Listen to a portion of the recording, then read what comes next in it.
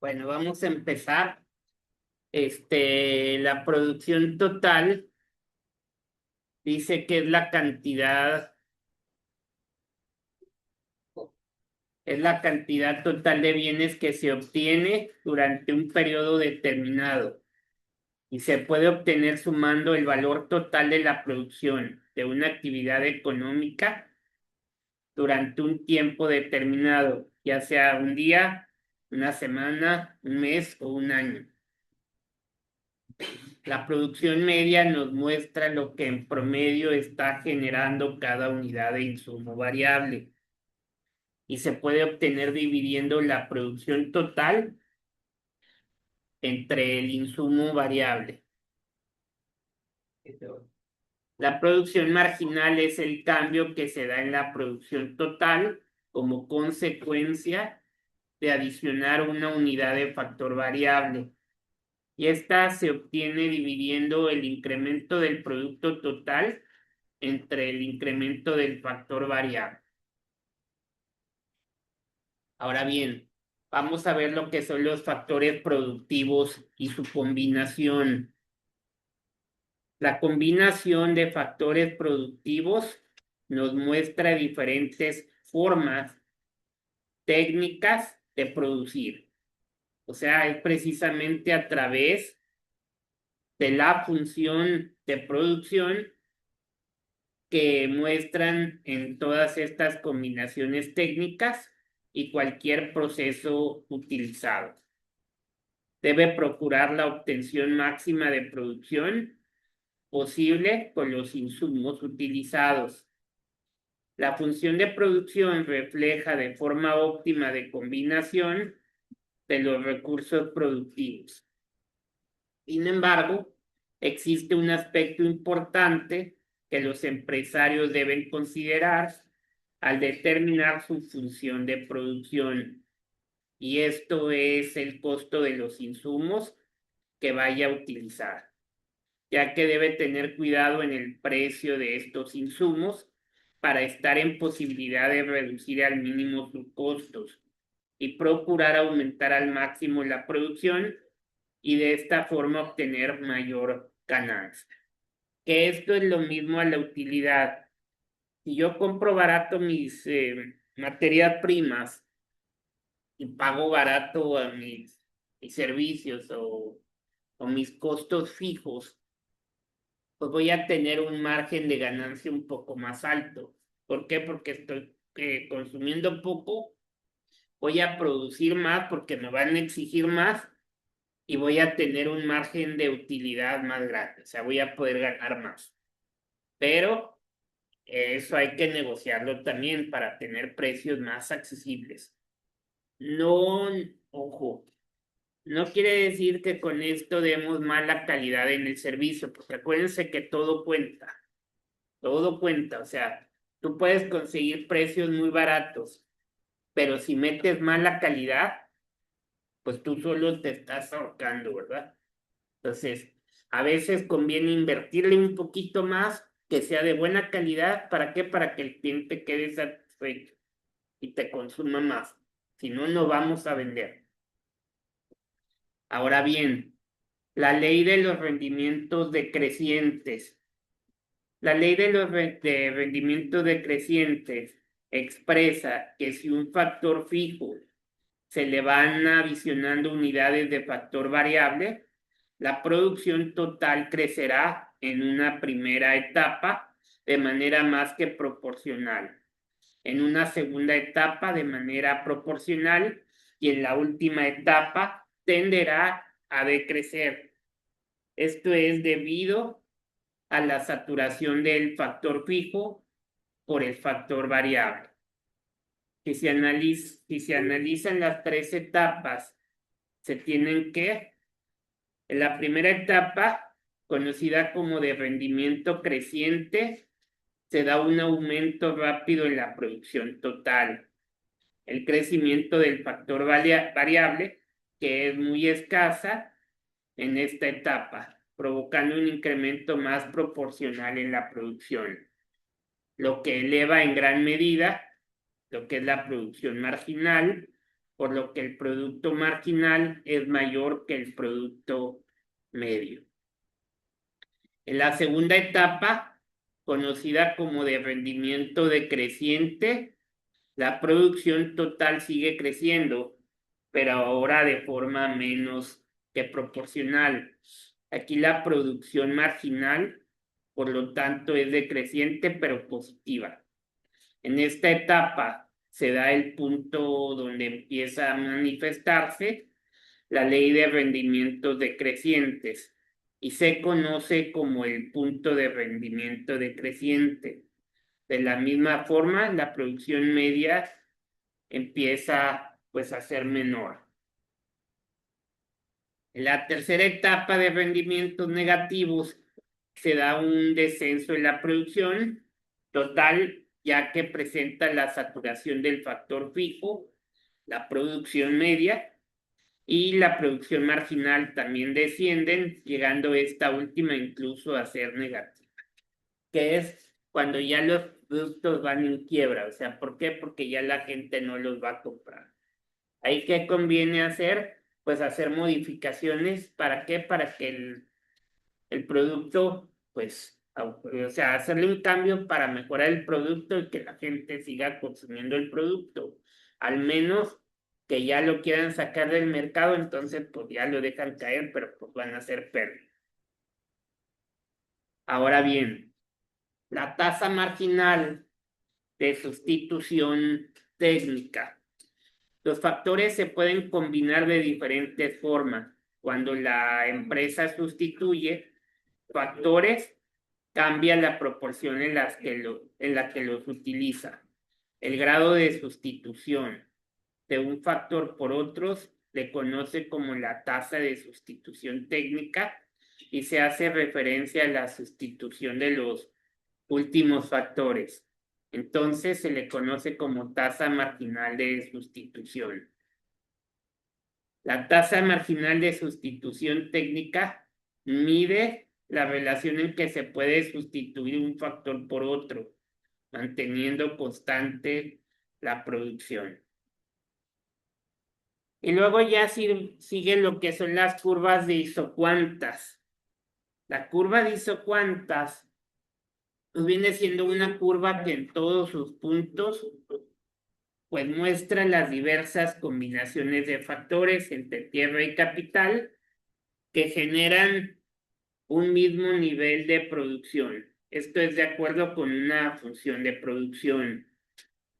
¿Cuáles serían las características de las curvas de isocuantas?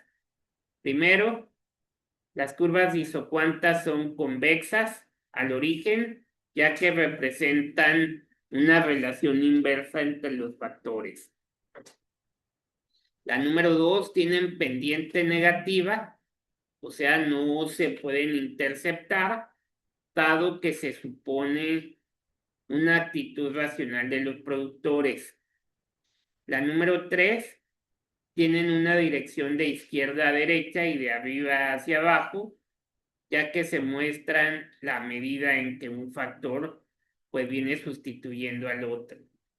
Y la número 4, entre más alejadas estén del origen, pues van a representar niveles más altos de producción. Eso es lo más conveniente, que se mantengan alejadas para que haya más producción. El mapa de las isocuantas muestran 3 isocuantas, de tal manera que la curva más alejada del origen determine una mayor producción, pero con una combinación igual del trabajo en los 3 casos, pero como mayor cantidad de capital. Que esto viene siendo, a eso se mide a mediación, a corto, largo y a largo plazo. La producción, además de requerir de los factores de la producción, también necesitan tiempo. En la teoría de la empresa se hace referencia a dos estructuras de tiempo, el corto y el largo plazo. Estos son términos de planeación administrativa que se aplican a las decisiones que normalmente toman los administradores. Y aquí es donde la empresa es la que podrá operar en el periodo inmediato, en el que las decisiones deben tomarse y luego ya pues son tomadas. Si hablamos a corto plazo, en la teoría de la empresa, el corto plazo se define como cualquier periodo que sea tan breve que la empresa no puede alterar el tamaño actual de su planta. Es decir, es el periodo en que las empresas van a poder ajustar su producción, alterando los factores variables, como son las materias primas y el trabajo, pero no los factores fijos, como lo es el capital. En el corto plazo, las decisiones pueden modificarse con facilidad y las empresas pueden aumentar o disminuir su producción en el corto plazo, y se aumenta o disminuye la cantidad de trabajadores que contrata. Esto significa que la empresa se las arregla con el equipo pesado y el tamaño de la planta que ya tiene, sin importar qué cantidad quiere producir. A causa podría ser de un aumento en la demanda de ese producto. A veces, por eso, en las fábricas, no sé si se han dado cuenta, que los trabajos son de 12 horas. ¿Para qué? Para exigirles más. Y se van ellos y llega la otra parte para trabajar en la noche y a seguirle, va. Con poca gente hacen mucho, pero es que sean constantes, nada más. ¿Ok? Ahora bien, el largo plazo podría ser considerado como el periodo durante el cual todos los insumos pueden ser cambiados. La empresa podrá alterar el tamaño de su planta, ser cambiada a nivel estructural e incluso también aumentar su mano de obra o personal que contrata. Las decisiones en el largo plazo no pueden ser modificadas con facilidad. Una vez que se tomó la decisión en relación con la planta, la empresa tiene que mantenerla por cierto tiempo. El largo plazo es un periodo suficientemente largo en el que pueden ajustarse todos los factores. Aquí van incluyendo lo que son del capital. Ahora bien, vamos a ir definiendo lo que son los costos económicos. El objetivo principal de las empresas pues es maximizar sus utilidades utilizadas obteniendo una diferencia positiva entre sus ingresos y los egresos. Cualquier empresa grande, no pequeña, debe evaluar sus gastos y costos antes de tomar cualquier decisión. Se debe señalar la diferencia entre los gastos y los costos, ya que aunque son usados de manera indistinta, pues tienen diferentes connotaciones al interior de las empresas.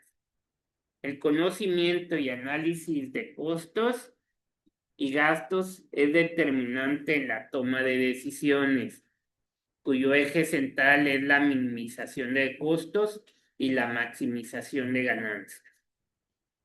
¿Qué son los gastos, mujer? Britney, ¿qué son los gastos? En una empresa, ¿cuáles serían los gastos?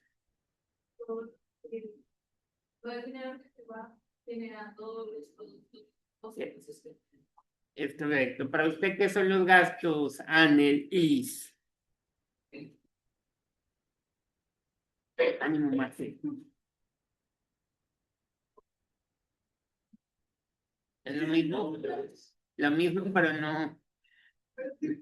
Los, Los gastos es todo lo que tenemos que invertir para poder hacer un producto, todo lo que invertimos. Los gastos son aquellos pagos efectuados o por efectuar que la empresa tiene que realizar para llevar a cabo sus operaciones. El gasto es la parte económica que tiene que sacrificar la empresa para adquirir bienes o servicios que son necesarios para la operación normal de la firma y que no se espera la recuperación de estos egresos en un futuro. Ahora bien, toda empresa pues tiene que efectuar gastos para poder llevar a cabo sus actividades, incluso antes de entrar en operación. Los gastos pueden ser enfocados para la producción, la distribución y el consumo tanto de bienes y servicios. Ahora bien, toda empresa incurre en gastos generales que pueden ser gastos financieros, los gastos administrativos y los gastos de distribución. ¿Cuáles son los gastos financieros? Son los que normalmente se originan por la obtención de recursos ajenos, es decir, por financiamiento. Este se puede obtener antes o durante el funcionamiento de la empresa. Los gastos administrativos son los que se originan por el control de las operaciones administrativas, como por ejemplo son los sueldos, son los salarios, son las ventas, la contabilidad, la publicidad, etcétera. Y los gastos de distribución son todos aquellos gastos que normalmente incurren para poder hacer llegar el producto al consumidor, pues desde la empresa. Algunos gastos de este tipo pueden ser los gastos de publicidad, los sueldos y salarios de los agentes de ventas, los gastos de mercadotecnia, etcétera. Ahora bien, los costos. Los costos vienen siendo un conjunto de gastos. El gasto que realiza la empresa para poder llevar a cabo sus actividades productivas en una parte del costo. Por ejemplo, la compra de materias primas generan probablemente un ingreso en el futuro al ser transformado y vendidos como producto terminado. El costo está determinado por la cantidad de trabajo incorporado en la mercancía. Así, el costo es el pago a todos los insumos o factores de producción que participan en la elaboración de un producto. Luego, la clasificación de costos. Existe una gran diversidad de costos según sea su objetivo, y los costos que destacan son los siguientes: costo total, costo fijo, costo variable, costo marginal, costo de oportunidad, costo empresarial y costo social. Ahora bien, aquí toda empresa que genere más producción en el corto plazo debe emplear más trabajo, o sea, lo que significa un aumento en sus costos en el corto plazo. Y aquí la empresa incurre en costos denominados costos totales. Los costos en el corto plazo son los costos totales, que se abrevia con la palabra coca tango, o sea, CT, que es la suma de todos los costos en que incurre la organización para poder llevar a cabo el proceso productivo. El costo total se obtiene sumando los costos fijos y los costos variables. Ahora bien, los costos fijos son gastos que realizan las empresas y que no cambian, aunque el nivel de producción varíe o se produzcan mercancías diferentes. Los costos fijos totales son constantes, ya que los gastos que por fuerzas tiene que realizar la organización para su operación. Los ejemplos de estos costos fijos puede ser el costo de arrendamiento, que está pactado por un determinado tiempo, los sueldos, los salarios, pues los servicios de luz, agua, teléfono, todos los gastos fijos que tiene una empresa para poder salir adelante. Ya todos los precios pactados. Los costos variables son aquellos costos que varían en forma proporcional de acuerdo al nivel de producción o actividad de la empresa. O sea, son los costos para producir o vender, por ejemplo, la mano de obra directa, que puede ser a destajo, por producción o por tanto, las materias primas directas, las materias e insumos directos, los impuestos específicos, los envases, los embalajes y las etiquetas, las comisiones sobre ventas. El costo marginal, que se abrevia como Coca Metro Golfo, se define como el aumento del costo total necesario para producir una unidad adicional del bien. Y este se obtiene dividiendo el incremento del costo total entre lo que es el aumento de la producción. Otro tipo de costos que se puede identificar son los costos promedio. O sea que el concepto de costo promedio es aquel en que se determina el costo por unidad de producción.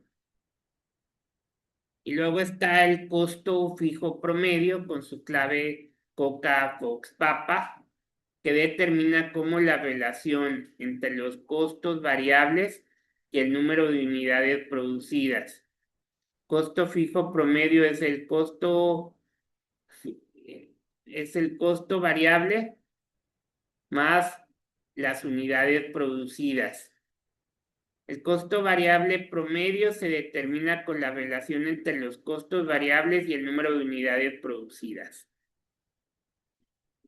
Ahora bien, el costo total promedio se determina como la suma de los costos fijos promedio más los costos variables promedio.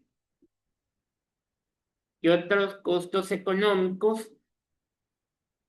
Entre los costos económicos se encuentran los costos de oportunidad, que es el valor de la mejor alternativa que se deja pasar por alto cuando un artículo o actividad es elegida. Este concepto está relacionado con los principios fundamentales de economía, que son los recursos escasos. Y así el costo de oportunidad, pues viene siendo el valor del bien o del servicio más valioso al que se renuncia. El costo de oportunidad dentro de los mercados, cuando estos funcionan bien, cuando se incluyen todos los costos, el precio es igual al costo de oportunidad. Aquí la aplicación más importante del costo de oportunidad, pues se va a referir a los bienes comerciados como la salud o la diversión, cuyos servicios pueden ser muy valiosos aun cuando se compran y se venden en los mercados. Otros son, pues, los costos empresariales, que estos a veces son más caros, ¿verdad? Los servicios en una empresa son más caros que en un hogar. Y los gastos o los costos empresariales son los gastos que realiza la empresa para llevar a cabo su función como unidad de producción. Aquí los costos empresariales son los costos generales aplicados, es decir, aquellos que se cargan al proceso productivo y luego se convierten en lo que llamamos costos. Y por último, se tienen los costos sociales. Esto es en los que no hay una acepción bien determinada. O sea, se puede decir que un costo social es todo aquello que le cuesta a la empresa el producir una mercancía y lo que le cuesta dejar de producir otra que ya hacía anteriormente. O bien lo que la sociedad tiene que pagar por mantener funcionando las empresas. Que ojo, hay productos que ya no le dejan a la empresa, entonces a veces es mejor dejar de producir esos productos y realmente tener lo que nos está dejando, ¿verdad? Porque si no, en lugar de crecer vas a bajar.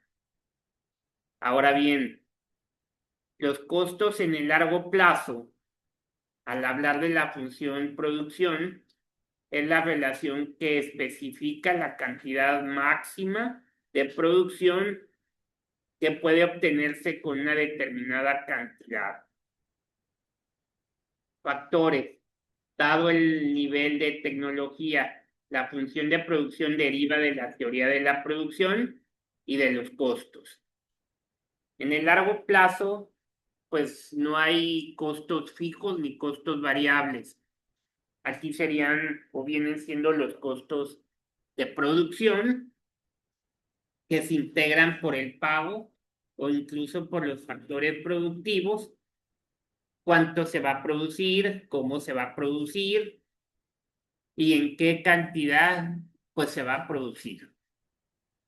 Y el costo de producción, que ya lo dijimos, es la cantidad de factores o recursos necesarios para realizar la producción y el precio que se tiene que pagar por el uso de esos factores. Así, el precio de los factores de la producción representan lo que son los costos que las empresas deben realizar para que se lleve a cabo el proceso de producción, que va a construir, no, que va a constituir para los dueños de los factores de la producción un ingreso. Hace ratito dijimos que el precio de los factores de la producción era el trabajo, el capital, la tierra y las habilidades empresariales, donde el trabajo, el pago a este factor es el salario o sueldo, el capital es el pago a esta, el pago a esta está determinado por las utilidades, las regalías, los intereses y las amortizaciones. La tierra está integrado por diversos tipos de renta y las habilidades empresariales, pues en algunos casos, constituye lo que es una parte del costo de producción total. De esta manera, para que una empresa lleve a cabo su producción, se enfrenta al problema de los precios de los recursos que tiene que pagar para realizar el proceso productivo, lo cual está determinado por la oferta y la demanda del mercado. Aquí toda empresa, jóvenes, tiene que investigar el precio de los diversos trabajos, capitales y tierra que desea contratar de acuerdo al tamaño de la planta y de su capacidad productiva, mismos que ya están determinados. Por eso siempre es bueno checar cómo está nuestra empresa en comparación con mi competencia. Que, ojo, a veces es muy difícil saber porque no sabemos pues el método que utilicen en la otra empresa. Ahí lo más conveniente es pues indagarlo con gentes, empleados de nosotros, que se capaciten, que vayan a la otra empresa, pidan trabajo y ellos son los que nos van a decir, ¿va? Y estarlos rotando nada más para ver en qué estamos mal o en qué estamos bien. Una vez que se ha analizado la teoría de la producción y los costos, la empresa está en posibilidad de evaluar todos aquellos elementos que le provocan ahorros o mayores costos. Cuando se presentan algunos de estos dos elementos, se dice que hay economías o deseconomías de escala. A continuación se analizarán. Cabe destacar que las empresas tienen como propósito, pues, incrementar sus ganancias. vamos a hablar un poquito de la economía de escala.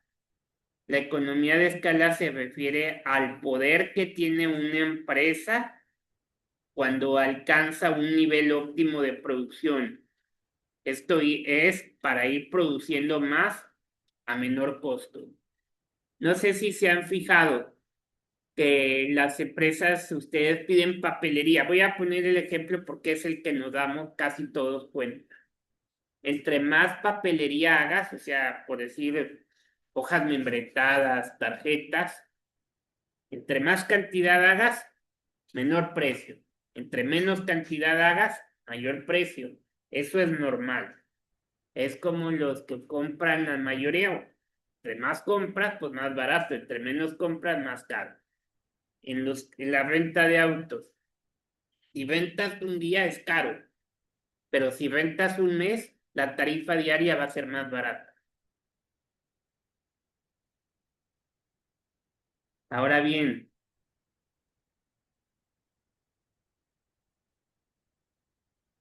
son los zapatos, un ejemplo son los zapatos, los chicles, los bastones, las cajas de cerillos, sus costos por unidad producida se reducen. Cuanto más produce, menos le cuesta producir cada unidad. En otras palabras, se refiere a que si en una función de producción se aumenta la cantidad de todos los inputs utilizados en el porcentaje, el output producido puede aumentar en ese mismo porcentaje, o bien aumentar en mayor o menor cantidad que el mismo porcentaje.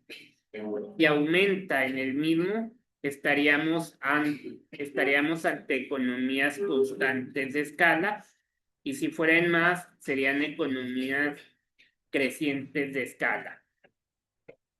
Si fuera de menos, en economías de crecientes de escala, comúnmente cuando se dicen simplemente economía de escala, se refiere a la creciente, ya que estas denotan una función bastante ventajosa desde el punto de vista económico, porque significa que la producción más barata por término medio, cuanto mayor es el empleo de todos los recursos.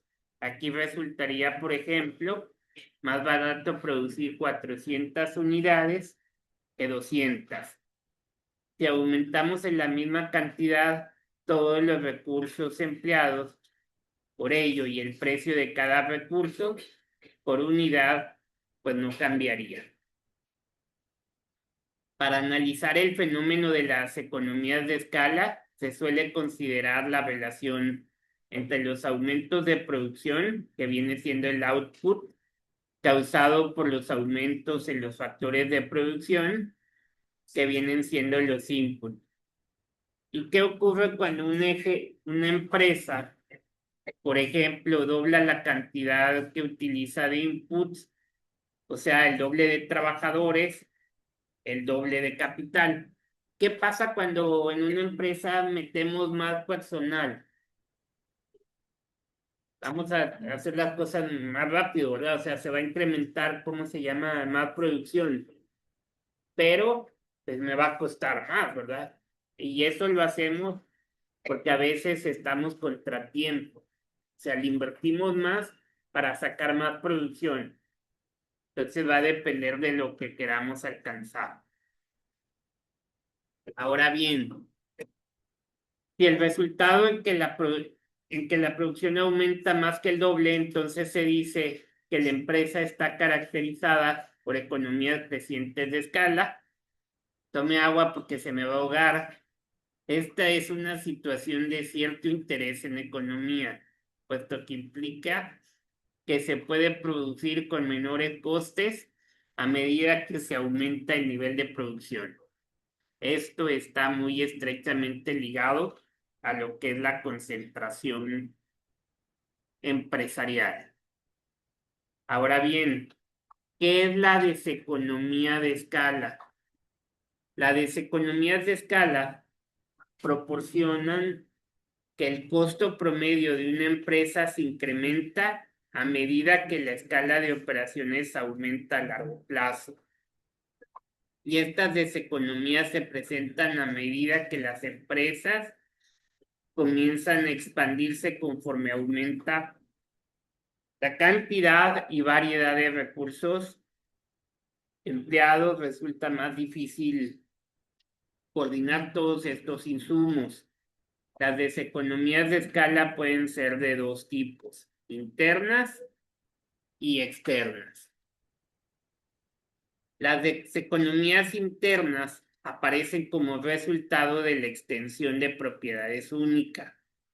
Aquí su fuente principal es la posibilidad de que aumenten los costos administrativos, y al aumentar la unidad productiva, que alternativamente es el resultado de la adición de los problemas de coordinación de actividad en una escala pues más grande, de la extensión de la jerarquía administrativa y del crecimiento de la burocracia.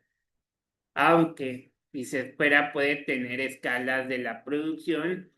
Para que tales deseconomías ocurran en la práctica, parece lógicamente que las grandes firmas sean capaces de prevenirlas mediante la especialización de las funciones administrativas. Por la introducción de equipos electrónicos, por ejemplo, las computadoras, y mediante la delegación de autoridad y la responsabilidad de prevenir que retrasa los estrangulamientos, pues hay, sin embargo, poca información empírica sobre estas deseconomías internas. Ahora bien, las deseconomías externas aparecen como resultado de la extensión de un grupo de firmas, la cual crea el aumento de los costos para uno o más de ellas. Y estas deseconomías se clasifican generalmente en monetarias, tecnología.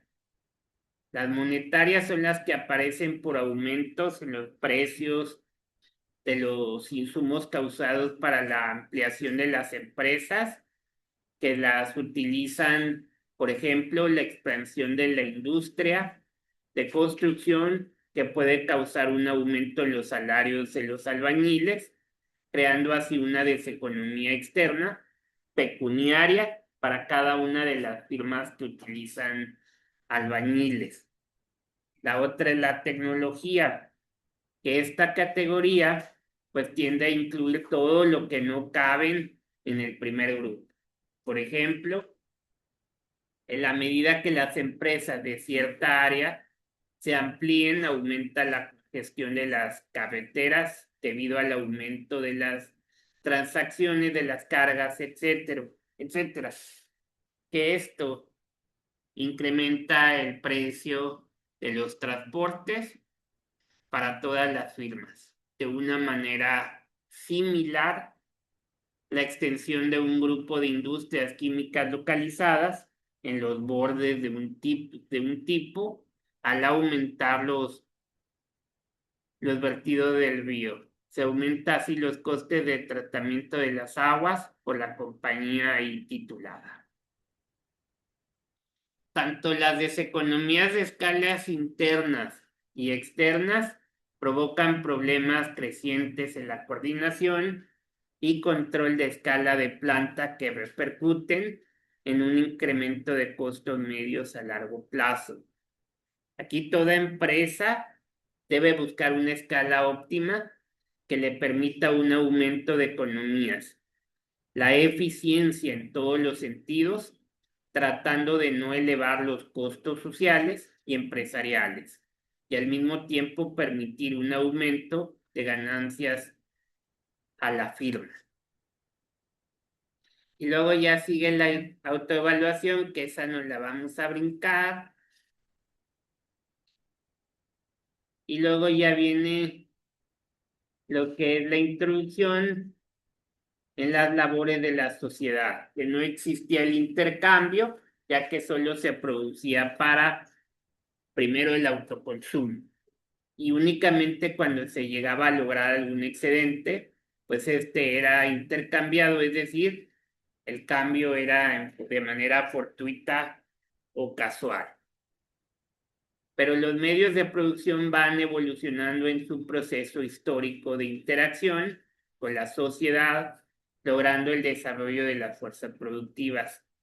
Este cambio en los medios de producción, pues normalmente genera un incremento en la producción y en la productividad.